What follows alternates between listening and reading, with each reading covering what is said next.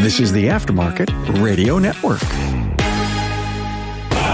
It's your weekly blitz with Chris, keeping you in the game.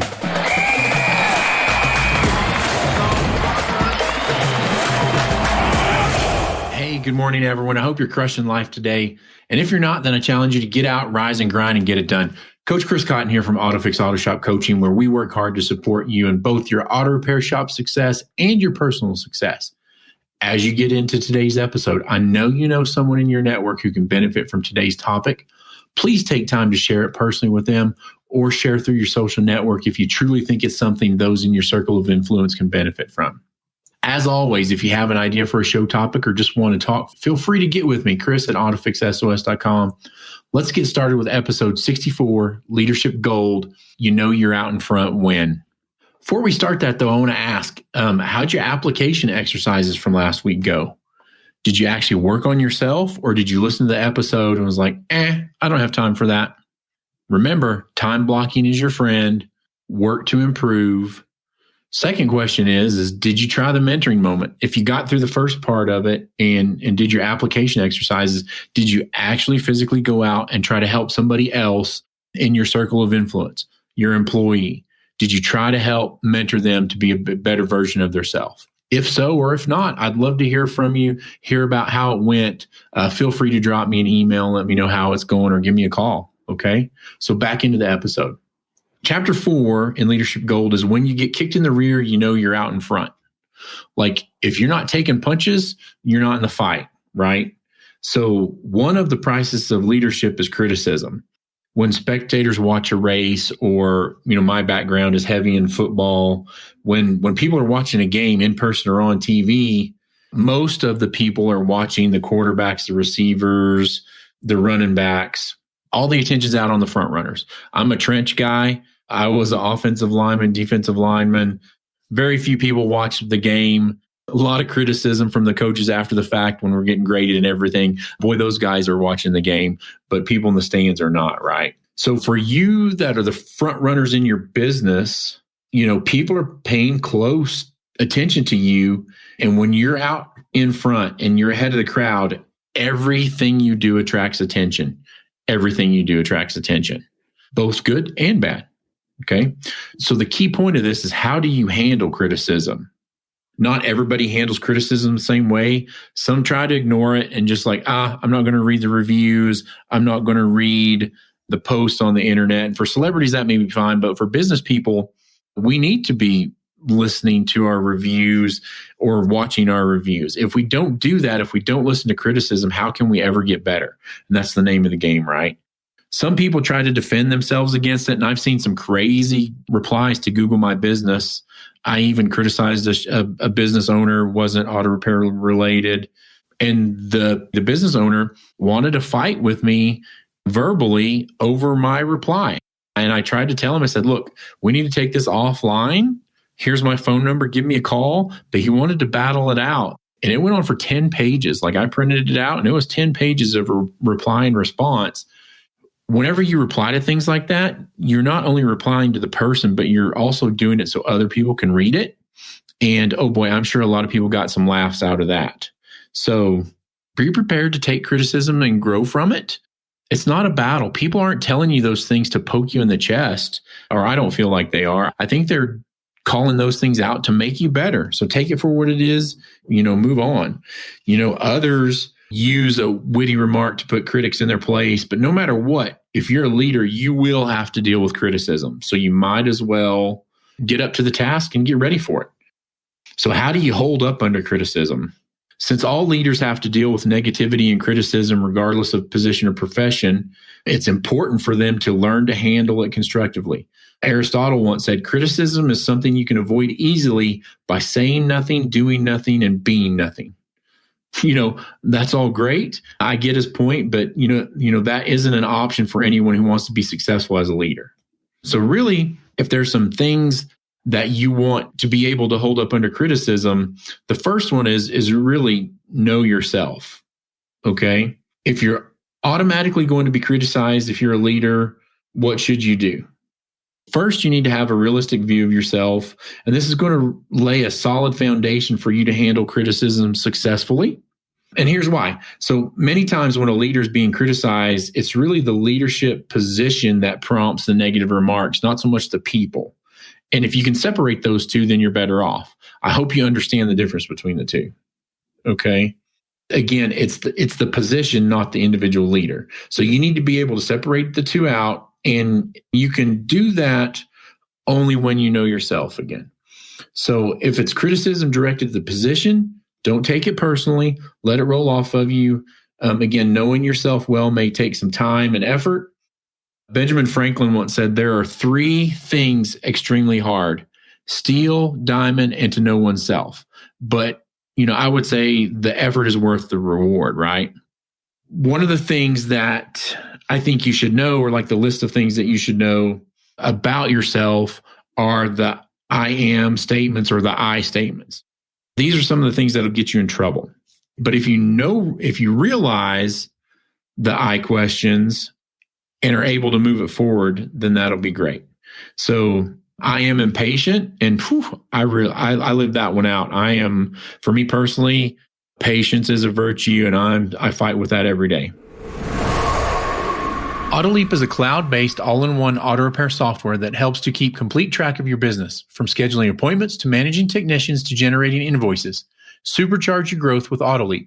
Customers that fully adopt AutoLeap see the following benefits in their first year: 30% revenue growth, with top customers seeing over 100% growth, 75% decrease in no-shows, allowing you to service more customers, 3 times increase in positive Google reviews, leading to stronger online presence, 50% time saved on administrative tasks, driving increase in operational efficiency. Do it all with AutoLeap. Key features and functions include estimates, invoices, scheduling, Google reviews, inspections, communication, QuickBooks, reporting. Get in touch with AutoLeap to see how you can transform your auto repair shop. For a limited time, if you schedule a demo, sign up with AutoLeap and they will waive the $250 implementation fee.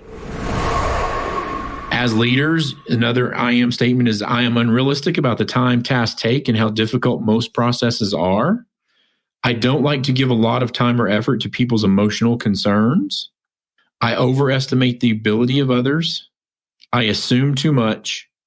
I want to delegate responsibility too quickly. I want options, so many that I drive everyone crazy. I don't care for rules or restrictions. I determine my priorities quickly and expect others to have similar attitudes. I process issues quickly and want to move on, even when other people aren't ready to. So the things I found out about myself are not flattering, but again, knowing's half the battle, right?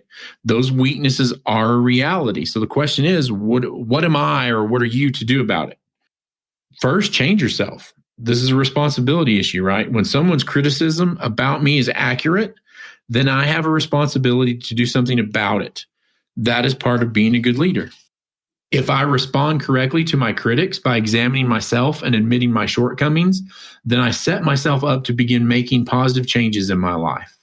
There's an author, his name's Huxley, I think it is, says, "You shall know the truth and the truth shall make you mad."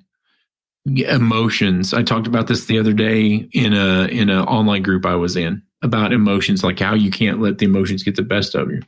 Your first reaction to criticism isn't good typically. And usually it's hurt, but often less than likely anger. But usually after your anger subsided, you need to try to determine whether the criticism is constructive or destructive. That's the key. Some say constructive criticism is when I criticize you, but destructive criticism is when you criticize me. And that's not true, right? Like, people are either giving us criticism. Here are the questions I want you to ask to determine what kind of criticism it is. Number one, who criticized me?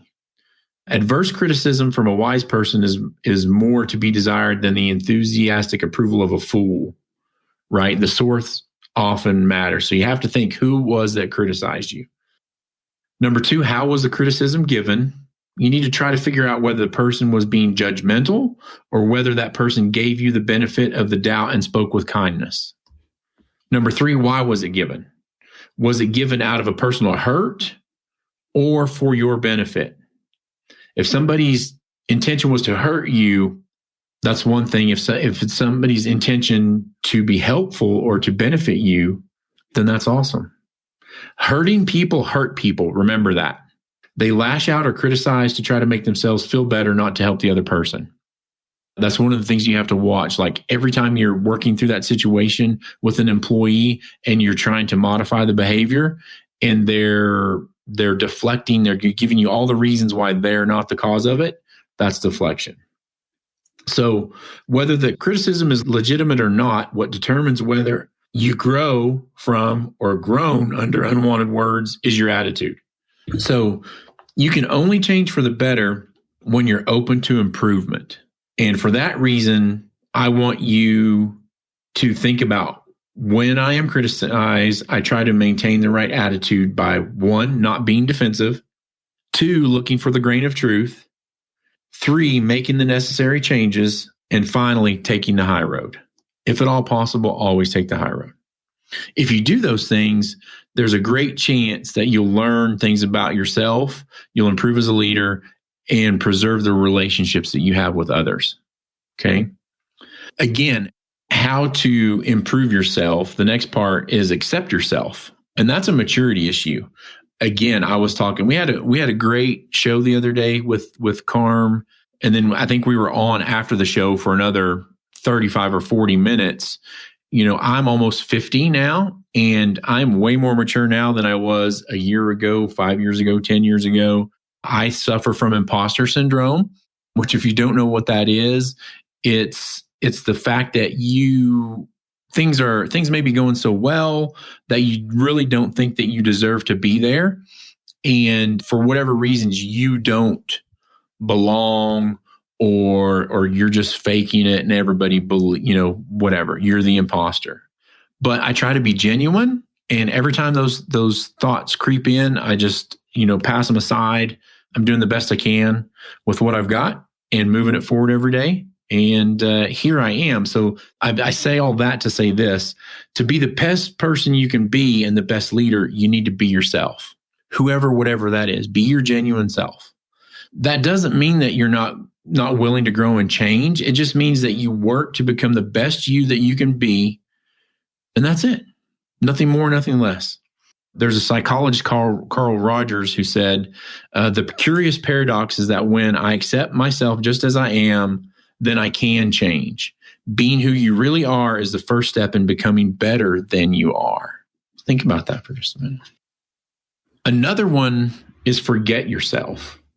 The final step in the process of effectively handling criticism is to stop focusing on yourself. When you're growing up, a lot of us spend a large amount of time worrying about what the world might think of us. Now I'm almost 50 and I realize the world really didn't care, and the world really wasn't paying much attention. So secure people forget about themselves so they can focus on others. And by doing that, they can face nearly any kind of criticism, even serve the critic. Okay. As leaders, we must always be serious about our responsibilities, but it isn't healthy for us to take ourselves too seriously. There's a Chinese proverb that says, "Blessed are those who can laugh at themselves. They shall never cease to be entertained." The other thing that I keep reminding myself is, sometimes as I'm having these thoughts, imposter syndrome thoughts, things like that, I think about gosh, I'm almost 50. If I double that to 100, it's never going to happen. No, I can't think of any males on my dad's side of the family that have lived past 70, none that I know of. There's been a couple that have been in their 80s and 90s on my mother's side. So chances of me doubling up this life are slim to none. And what comforts me now is the fact that I still have some great years ahead of me. And the reason why I'm here is to fill out those years. I think back, I always get these guys mixed up. Colonel Sanders, he didn't hit it big until he was 50. And the same thing with Truett Cathy, the founder of Chick-fil-A. I think he was 50 when he finally got Chick-fil-A rolling. So I don't know what the hell I'm going to do the next year, but I'm going to be rolling in the next one. I can guarantee you that. So let's talk about the application exercises for this chapter. Number 1, what are your deficiencies? Where do you fall short as a person and as a leader? If you can't answer that question, then you don't really know yourself. If we were in a coaching session and I said, what are your 2 best qualities as a leader and what are your 2 best deficiencies? If you can't tell me any of that, then we got a long ways to go. So if you don't How will you be able to accept what you cannot change or change what you must to be a better leader? Ask 5 trustworthy people who know you where you come up short, but be prepared to be big about the feedback you get. Once you get that, then decide what you need to change and what you need to accept. Okay. Number 2, how secure are you as a leader? Again, earlier we talked about insecurity and defensiveness are 2 characteristics. And for me personally, I've seen that prevent many leaders from reaching their potential. When others criticize you, is your first reaction to dismiss what's said, defend yourself, or fight back? If that's the case, then your response may hold you back as a leader. I want you to think about it, and I want you to practice quietness the next time you're criticized. Don't automatically jump back. Don't automatically defend yourself. I want you to listen, take in everything that's said, and tell the person that you'll think about the criticism and then take some time to process it on your own. A lot of times we jump into situations that just get us into more trouble. I want you to make sure that you're not doing that. Number 3, how can you properly process criticism? I want you to use the 3 questions from the chapter that we talked about earlier to determine whether some criticism can be helpful to you. 1, who criticized me? 2, how was the criticism given? And 3, why was it given? And as you ask these questions, start out by giving the critic the benefit of the doubt so that you can be as objective as possible. If the criticism is well-founded, then consider how you can make changes to improve. Again, listen. And finally, here's your mentoring moment. I want you to work on yourselves, but I also want you to work on those around you, everybody that's in your sphere of influence. I keep using that term. But your mentoring moment is observe how the people you're mentoring handle criticism. Not just from you or others who are above them in the leadership hierarchy, but from those who work with them and for them. How do those people respond? Are they open to improvement and change when it's not their own idea? Are they gracious when receiving negative feedback? Do they put the team ahead of their own egos? And when they know that the vision is right, do they treat their critics graciously and take the high road with them? Again, listen to everything that's going around you. And then I want you to share your observations with them and give them concrete suggestions for improvement. It's one thing to be able to recognize it in those around you, but you got to follow up and you got to move them forward on their path to enlightenment, so to speak. Okay, let's be helping those around us. All right.